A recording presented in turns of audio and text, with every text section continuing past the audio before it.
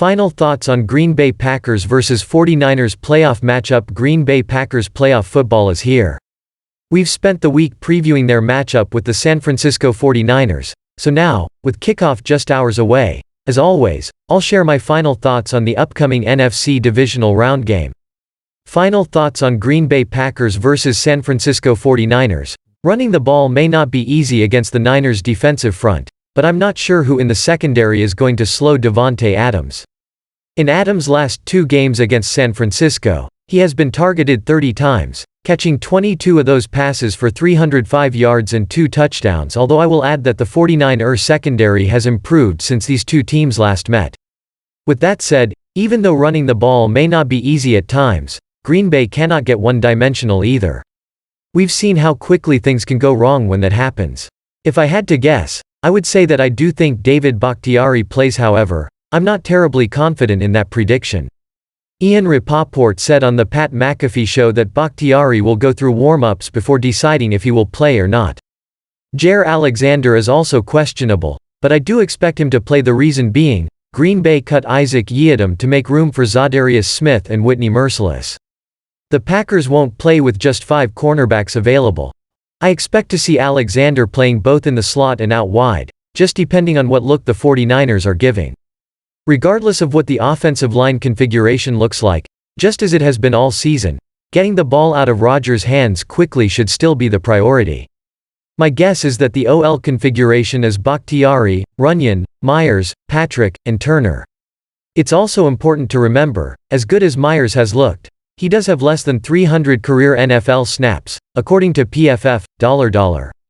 This is a very stout 49er defensive front, but regardless of what the Packers' OL configuration has been, they've held up well this season and done so against some very good pass rushers. Of course, it won't be easy, but as they have, I expect them to hold their own. Tackling and gap integrity is going to be crucial to slowing Elijah Mitchell and Deebo Samuel in the run game. Mitchell didn't play against the Packers in Week 3, and Samuel wasn't used as a ball carrier, so this will be something new for the Green Bay Packers defense to contend with. Despite Jimmy Garoppolo not passing the ball a ton or pushing the ball downfield, this is an explosive 49ers offense because of the yak so many of their players can create. Again, tackling will be crucial, as well as having all 11 players swarming to the football and making sure everything stays in front of the defender. Garoppolo also loves to attack the middle of the field. Green Bay needs to force him to throw to the boundaries, and there may be some turnover opportunities that follow. Also, can Green Bay capitalize on those turnover opportunities? For the most part, they have been able to. Knock on wood, but the Green Bay Packers special teams unit has been better as of late. As I've said before, there isn't going to be a magical turnaround. They are who they are at this point, and truthfully, they shouldn't have to be great for Green Bay to win. However, they need to avoid the game-changing negative plays. The biggest boost that the Packers' defense can receive is from the Green Bay offense getting off to a fast start. This will keep the Niners' offense on the sidelines, and especially as the game goes on, limit their ability to run the ball. If the Packers win the toss, I would like to see them receive, but I also know that won't happen either. The Green Bay Packers' edge rusher depth just got a massive boost. Although Preston Smith and Rashan Gary were 2 of the more productive edge rushers in football, the overall depth of the position was a concern. But now, with Z. Smith and Mercilus available, it is a strength. Look for those 2 to play between 20 and 30 snaps each today.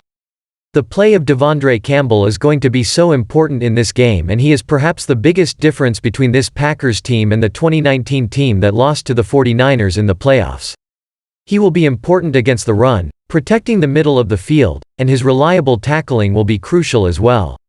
Randall Cobb wasn't targeted heavily prior to his injury, but he was a very trusted target of Rodgers on 3rd downs and in the red zone, those high-leverage situations that can determine a game. Assuming he is out, Marquez Valdes-Scantling is going to be missed.